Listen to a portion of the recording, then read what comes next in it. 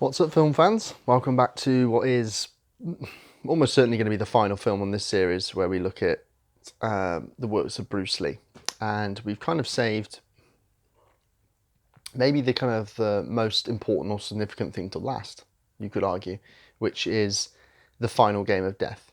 I haven't deliberately left it till last. It's just obviously that's how it turns out, with it being the last thing on the box set and being the kind of the incomplete film of Bruce Lee, right?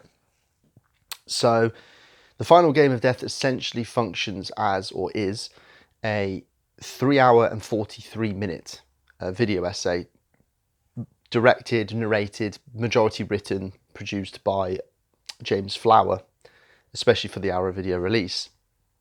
And it contains essentially all 11 reels of footage that Bruce Lee shot for what was going to be the Game of Death, which, remember, was always the working title of the film. Which he shot roughly around all in kind of September of 1972.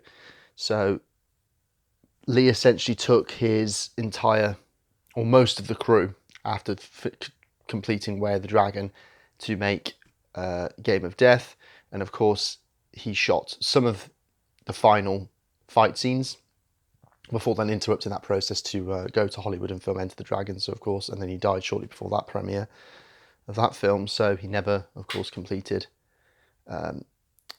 Game of Death. And so this features some kind of new, uncovered, what was long lost footage, which we can talk about and discuss, because obviously the infamous kind of the missing log fight scene is now in here. But mainly I want to kind of address the actual video essay itself, because I think it's constructed in a way which makes the assembled footage, which is roughly around 48, 49 minutes now, I think, kind of inseparable from the 3 hour whole, like I said, such as its construction. So what can we say about Game of Death in general? I suppose what's the first thing to obviously suggest or state about Game of Death is we can speculate as to what Lee's intentions were with the project. He spoke about, and this is referenced in the essay actually by James Flower, he spoke about how he wanted Game of Death to be the film to end all films. That was what supposedly he said, or was written in his notes, that he wanted it to be the film to end all films. I suppose within the niche that Bruce Lee made of kind of martial arts, action cinema, and his philosophy. And what he meant by that is he wanted a film that functioned on two levels.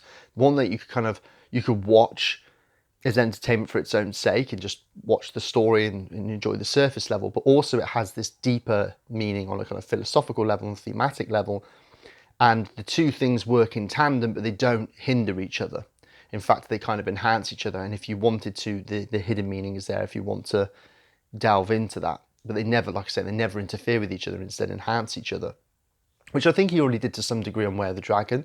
Whereas I think, case in point, Enter the Dragon is where those things get compromised and hindered. They hinder one another, actually. And from what we can see in the footage, I'd say Bruce Lee was well on his way to doing that. His inspiration for the film, apparently, and it has this as a quote in the video essay at the beginning, is that he was kind of thinking of this idea in which there were two trees in the snow, in heavy snow, this real strong tree that, under the burden of the snow, finally snaps and breaks. And there's this second tree, this willow tree, that's blowing about in the wind, but nonetheless, because of its flexibility, can take the weight of the snow and doesn't break, it doesn't yield. And so he has this story about, in its core, things that are kind of deceptive by appearance, and nonetheless, because of one's flexibility and adaptability, it survives. And that's the kind of central thesis or tenet of Game of Death as a story. And so how that translates is that Bruce Lee, being this, obviously, of course, plays this martial artist, Hai Chien, whose family is kidnapped by this crime boss, and he's kind of coerced and forced into, in order to save them, to participate in this, not a martial arts tournament, but to kind of raid this pagoda of 5 levels, which is guarded by 5 different guardians of martial artists of different styles, to obtain this treasure that's at the top, We don't know what this treasure is because Lee never stated what it was, never really ultimately decided on what it was in his notes. So we never find out really what it is. But I think that kind of adds to the kind of mythos of the film in a way. And Lee essentially gets through each of these levels by adapting to the different challenges that each martial artist poses on these levels. So, like I say, envision 5 levels. Level 1 was going to be a kind of Hapkido master that specialised in kicks, and it was going to most likely star the Korean fighter that was seen in Way of the Dragon towards the end, where he takes on Bob Wall and then the other Korean fighter. That was going to be, wow, he plays a Japanese in that film. That was going to be the guardian of the first level. The second level was going to be a master of praying mantis kung fu, which was most likely going to be Lee's close friend and pupil Taki Kimura. The guardian of the third floor was, of course, his friend and fellow martial artist Danilo Santo, who specialises in eskrima. The guardian of the fourth floor was going to be played by Ji Hun-jae, who was a Korean Hapkido master and was in real life actually. Apparently, he kind of actually popularised Hapkido as a martial arts in general. He claimed to be the inventor of it, but it's not certain. And the guardian of the fifth floor, which was each of these floors had different names, by the way. And the fifth floor was the guardian of the unknown, and the third floor was guardian of the dragon, for example. But the fifth floor was the guardian of the unknown, and it was meant to be this kind of, essentially kind of, almost that kind of final boss, hardest opponent mentality, where his style and origin was that which was unknown, and of course it turns out to be that which Lee's character and Lee himself practiced, Jeet Kune Do. So you have these 5 different floors. Of course, Lee only ended up filming floors 3, 4, and 5. And what the video essay does, and it's roughly split into about 9 chapters, and you get the assembled cut on chapter 8. So the first 7 chapters are detailing. The first chapter, for example, kind of contextualizes what brought about Lee to the position of making Game of Death, for example. And then each chapter covers sequentially what Lee shot. So, for example, he shot floor 5 first, then floor 3, then floor 4. So he shot the stuff with Kareem Abdul-Jabbar, who plays the Guardian of the Unknown, first. And that's mainly because of practicality reasons, that Kareem was going back for a season of the NBA. Of course, he's an all-time great basketball player. And so they had like a 5-day window of shooting. So they shot all the footage for Kareem Abdul-Jabbar in 5 days. And this video essay, what makes it quite remarkable is it literally shows you all the dailies. You know, all the footage that we see is everything that Lee shot. Everything that's not, I say everything that's been found, it looks like it's everything that Lee shot for this film. Because it's highly kind of detailed. It even has the shooting dates on the chapters and everything. And as a result, we get all the different, we get different angles, different takes, outtakes. And I suppose that could be a worry for a Bruce Lee fan, actually, is in seeing outtakes, you kind of, does it take away from the kind of the idealized notion of Lee being this kind of like physical, bodily martial arts perfectionist, or at least an emblem of perfection.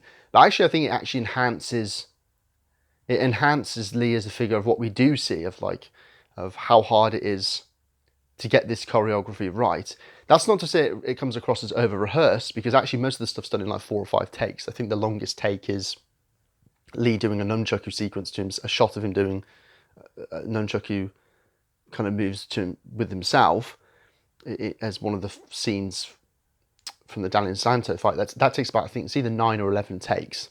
So we see all of those. And what's even fascinating about that is seeing actually how Bruce Lee himself adapts, and he's kind of improvising on the fly what those moves are. And that's what's fascinating to see, is kind of how the construction and the process of how they arrive at what we have seen before in terms of the fight choreography. So you actually see Bruce Lee at work, as it were, his mind at work. And for those that are interested in that kind of process, that filmmaking process, that's really, really fascinating, and maybe the greatest gift that we have with all of this footage. But I think, like I said, I think it adds to only adds to our appreciation of how good and instinctual as a choreographer and a martial artist and skilled he was, I believe, as well as dedicated to his craft, right? I think this really enhances, it gets to the key to what Lee was as a kind of film figure. And I think it adds, hopefully it adds leeway or discussion into actually Lee as kind of a serious film artist, as opposed to someone who just used film as a kind of as a vehicle for stardom by making cheap B-movie entertainments, like I discussed with The Way of the Dragon, with the David Thompson quote. This is kind of suspicion of taking no need to take Lee seriously, basically. But actually, you get a real sense of Bruce Lee, the artist, the film artist, in this, I think. And to me, that's my biggest takeaway of Game of Death, with the footage even shot. Even though it's unfinished, is I would suggest it's Bruce Lee in his kind of most crystalline or distilled form. It's Bruce Lee at its essence. It's stripping. It's Bruce Lee laid bare. It's stripping everything back and saying, okay, what is ultimately, what's Jeet Kune Do as a philosophy? What's it represent? What's he trying to communicate and say in regards to the need to be flexible and adaptable? And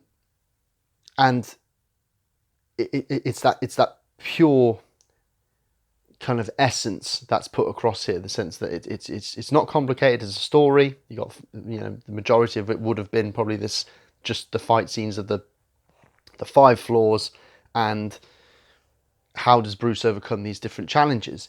And what's really great about this is you get a sense of, just with the footage we have of that, how each fight works as a kind of self-contained, sealed hermeneutic whole, but then also how they relate to each other to make a greater whole.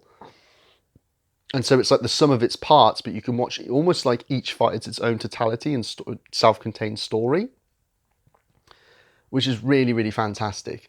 So, for example, I mean, we can get into this, I suppose, when we discuss. What I'll do is I'll probably try and now go into each floor as it was shot. So if we start with, like, for example, the Kareem Abdul-Jabbar sequence. In fact, maybe it's best for me to sum up the different approaches. So with, for example, floor 3, and James Flower talks about this, actually, it's a really good observation. He talks about how, for example, Danny Innocento is the kind of a screamo master.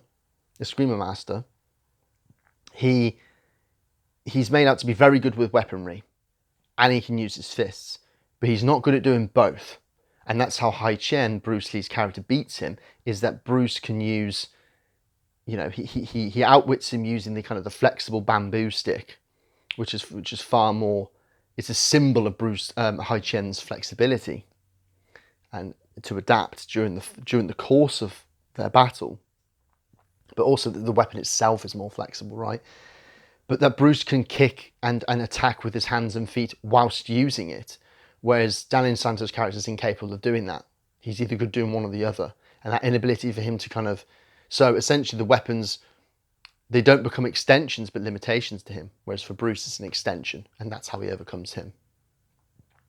With Ji Hun Jai's character on his Guardian on the 4th floor, Bruce kind of uses, he kind of beats him.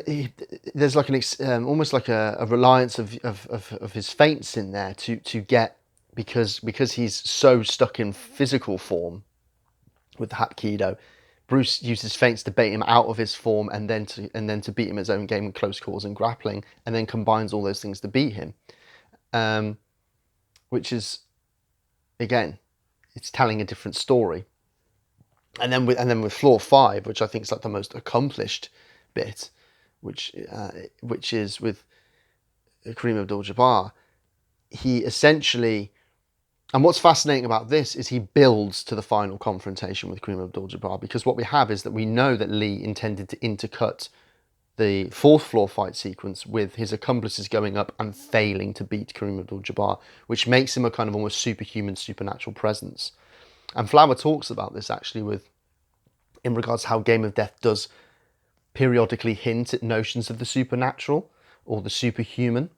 So, the idea of the actual floor, the ceiling of the 4th floor shaking when he's fighting the Hapkido master, because Jabbar's trying to stomp on James Chen's character, because Bruce is essentially accompanied by two accomplices in this, and they are characterized by their difference to Hai Chen. Hai Chen's the virtuous noble one who's doing this to rescue his family. The other two are kind of in it for self-serving purposes and greed.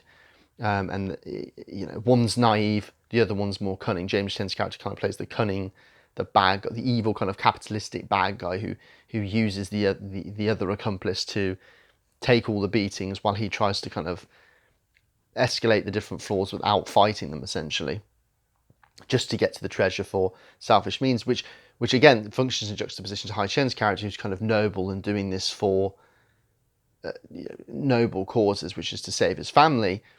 And what's interesting to note is that the footage that Lee shot at the end actually doesn't see Lee getting the treasure. He actually goes back down. He doesn't go up to that floor to see what it is. He's not interested, he's not concerned. And maybe that's the kind of ultimate, the ultimate kind of thematic takeaway there, is that his total lack of interest in the material gain of something, even though he obviously would hand it over, I assume, to the crime boss anyway. But and it almost makes it more mythical that we never see what it is, kind of akin to like Pulp Fiction with the Marcellus Wallace's the golden briefcase, like what's inside, we don't know. So it becomes this kind of all mystical and supernatural for all that as a kind of MacGuffin. But to kind of add further evidence to this idea of Bruce Lee at his essence, and there is this great tension in Bruce Lee's work between because here Game of Death it's like Bruce Lee is getting to his essence, but so much of Bruce Lee is about anti-essentialism. It's about breaking down barriers and deconstructing them through his martial arts, but also in terms of like representation as well. So he functions as a kind of postmodernist, but at the same time he's a kind of modernist in the sense that he's trying to get to the essence of things. And that tension's there in Bruce Lee's work, and you kind of probably can see it most evidently there. It's not a bad or a good thing. I'm just saying, well, it's an interesting thing, I think. But of course, the iconic jumpsuit that Bruce wears, right? Yellow with the black stripes, which incidentally I think was meant to be actually black with yellow stripes, but Lee chose the other one, because the yellow with the black stripes, because it's visually more striking as a piece of visual iconography, and it worked better with the lighting and the cinematography that they were doing. That's almost a costume in its essence that embodies Lee. What do I mean by that? Well, if you look at his two accomplices, you have the one who's dressed in a kind of traditional gi, which represents again his rigidity in the fact he's kind of probably tied to one style. And then James Chen's character is kind of dressed in kind of smartish casual wear, a shirt and trousers, and which shows his kind of lack of loyalty to anything. That he's kind of like a materialist, right? He doesn't really have a loyalty to any kind of particular philosophy or concern or outlook. And that will ultimately, his greed and self-absorption will be his own undoing. Whereas Bruce doesn't wear any formal martial arts gear, which poses a challenge in the sense that when he goes to his opponents, because he goes on each floor, they have to figure him out. They don't know what style he has. Okay, so it's a challenge for them straight away. But also the very flexibility of wearing a jumpsuit means that it has a kind of applicability and practicability, a practical nature, in the sense that, because a lot's made of in the fourth fight where Lee can grab onto the gi of the Hapkido master and use that to essentially outmaneuver and ground him. That's a lot harder to do to Hai Chen, the character of Hai Chen, because of the jumpsuit that he's wearing. But also, because it's one piece, he's a lot more flexible and fluid to move. It's almost like the outfit is his skin in this film. Again, essentialism and Lee stripped bare. It's symbolic of that. And of course, it expresses the kind of the fluidity and the non-attachment to style and rigor of that Jeet Kune Do represents. And of course, it's become very, very iconic and been repurposed and referenced in other films, from Shaolin Soccer, I think, to Kill Bill, Volume 1 and 2, as a piece of visual iconography, which is very, very interesting, concerning that probably not many people have seen the intended footage, but only seen the chopped up, repurposed stuff from the 78 version. So it's interesting to know how that's kind of become the most iconic visual image of Bruce Lee, perhaps. But going back to essentially how Bruce Lee uses different means to beat these opponents. Like I said, I think the most important and interesting is the Kareem Abdul-Jabbar, right? Because he's built up, like I say, as this superhuman, almost supernatural force. And like I said, James Flower references this in regards to how much of it feels supernatural in this film. And even the video essay itself evokes this with the kind of, it has this constant kind of, this constant ambient, haunting kind of soundtrack that I think adds to this nature. He's trying to evoke what Lee was aiming for, and it works, because even though this wasn't the final footage that Lee shot, we know that it was the stuff on Enter the Dragon. Because this wasn't finished, it feels like this was the final footage that Lee shot, and because we're getting all of the takes, it feels like we're seeing Lee as the human being, and essentially as Lee as a kind of spectral presence, kind of Bruce Lee slipping away. So there is a kind of like haunting otherness to that, I think, where it was like we're seeing Bruce Lee in kind of absence, in his absence and his presence. So Lee is a kind of spectral presence. I think it's really fascinating. I think the video essay really evokes that kind of haunting supernatural element of because Game of Death is lost in the ravages of time. It's an unfinished project. It's a what if. There's that slippage between what could have been and what is, what's present and what's not. And I love the way that the film essay kind of evokes all of that, as well as somehow, it explicitly kind of poeticizes and talks about that as well, which is quite hard to do considering you're just working with the footage in its unassembled form. And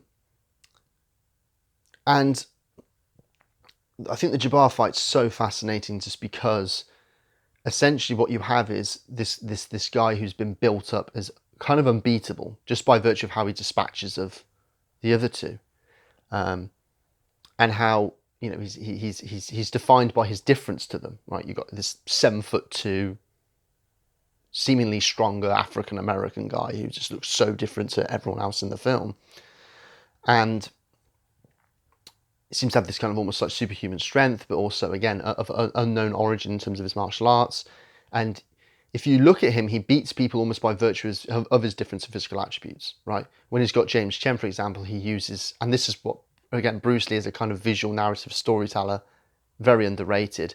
He gets Jabbar, who audiences would know maybe from an NBA context, to kind of skyhook James Chen off the using his famous skyhook basketball move, to take James Chen off the stairs in order to cut him and then grab him to cut him off.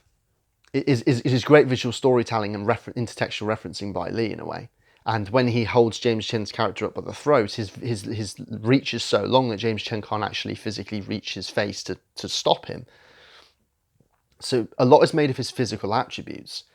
And what I love about the scene when Hai Chen finally faces him is that it kind of functions on two levels as to why Hai Chen beats him. One is that he may look unbeatable by virtue of his physical presence, but Lee has to find, everyone has a flaw and a weakness, and Lee has to find out, or Hai Chen has to find out what that is. And it happens to be his sight, right? Kind of he's partially sighted, as it were, and daylight seems to be his weakness. And so Lee has to use the environment, not just his body, but the environment and the surroundings to beat him. The second point, which I think is kind of overlooked and the most important, is that it's almost like Kareem Abdul-Jabbar's guardian is weaker because of his physical attributes. His God-given gifts, if you like, of being 7'2" and therefore longer reach, taller, innately stronger, say, by kind of like birthright, means that he's always had those advantages over his opponents, so he's never had to resort to thinking outside the box, of that resourcefulness of when things get tough, then what do you do? And it's almost like, because Bruce is, and you've got to remember Bruce Lee's 5'7", 5'8", and so Hai Chen's character is, because he's used to that resourcefulness, it's that quality of gut checks, of resourcefulness and that toughness as a result of cerebral thinking, that's what beats him. Okay, so it's almost like the physical strengths of Jabbar that served him so well in every other scenario here are almost his undoing. And how many times do you see this in combat sports, right? In MMA or boxing, for example, the guy with the supposedly better reach or strength or whatever it might be, size advantage, they don't always necessarily win, do they? So I think Lee was ahead of his time in terms of his messaging in even in that context. So, and again, another thing about Game of Death that I think is done so well, and that Flower highlights is, yes, the visual storytelling, and there's a lot of different angles here, and the cinematography is really interesting. The lighting, how it changes between the rooms, all of this is covered by Flower in great detail. But again, the humour that's in Game of Death, the subtle humour. So, for example, the cunning James Chen, when he keeps allowing his accomplice to be beaten up, he tries to do the same to Hai Chen's character at one point, where he kind of you got a shot of the two of them, and James Chen kind of like tries to recede into the background. Hai Chen notices it, sits on the kind of stair banister, and goes, "Nope, you can go first." Kind of that subtle, a visual and physical comedy is really it really works. It's subtle, but it works. And Flower also notes about how almost the pacing of the fight scenes are so interesting in Game of Death, because it's not relentless action. You almost like have action riposte, action riposte, action riposte. There's always like a kind of rest to build up to the next segment of action. And when that's happening, as Flower says, there's no dead space. There's no dead space in Game of Death. Lee's always communicating something even when there isn't fighting. And it could be, for example, like character traits, or of course, like it could be that he's literally espousing philosophical musings with the voiceover narration that was meant to be between Hai Chen and Kareem Abdul-Jabbar. Or, like I say, he's intercutting between the floor 5 and 4. He's always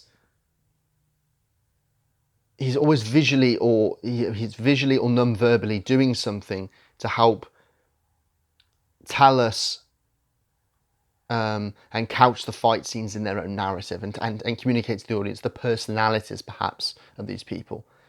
Almost like their stubbornness and overconfidence is also their weakness as well.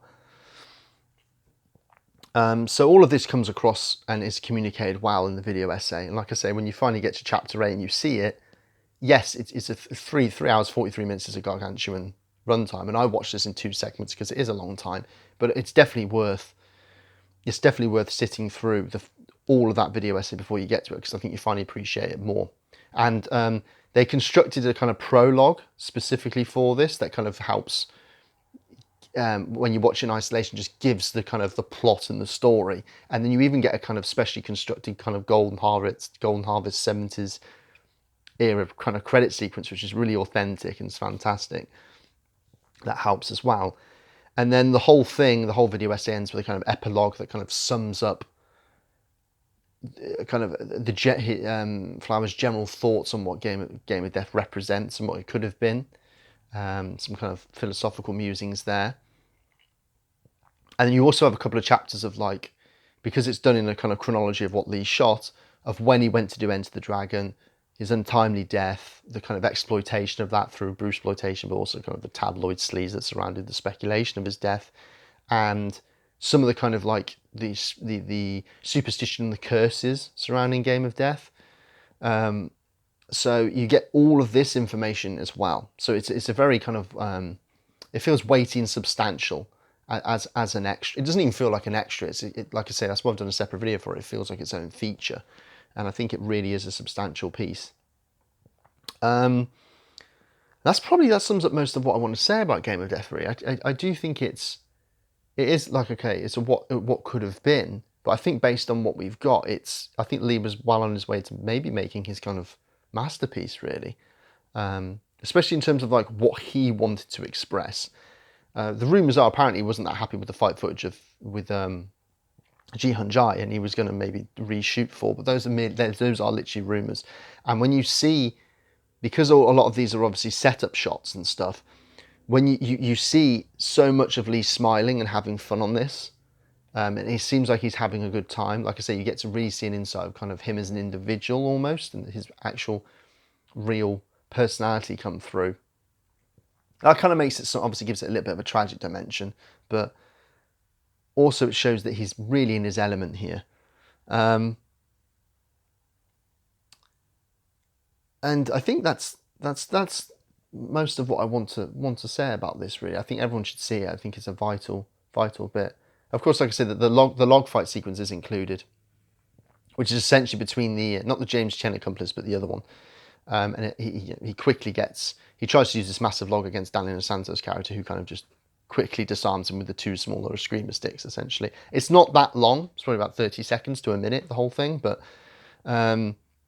It's just great that it's finally there and in kind of like one. Now we have it all assembled in one piece, as it were. Yeah, I think that that's essentially that is a wrap for this whole series, right? It's been very fun doing it, and I've been really surprised by the kind of actual feedback and the warmth and the generosity in the comments. It's been it's been fun to read, really eye-opening, and it feels like almost like a bit of a community already, actually, which is really cool. So I really do appreciate the feedback and the comments. Your own memories and recollections are always like fascinating as well as your insights. So I don't know what I'm going to do next. I'm obviously going to carry on doing these kinds of things, but I don't know what I'm going to focus on next. Being a bit of like a kind of cinephile, there's loads of films from all over the world, past and present, that I love, hate, dislike, whatever. So feel free to drop any suggestions in the comments and I can see what I can do. But I've yet undecided as what I'm going to next be doing. But thank you for joining me on this, and hopefully you'll join me on whatever I do next. Like I say, if you like what you see, please do like, comment, subscribe, as they say, and join me on the next one, whatever that might be. But for now, hope you enjoyed this, and as always, take care.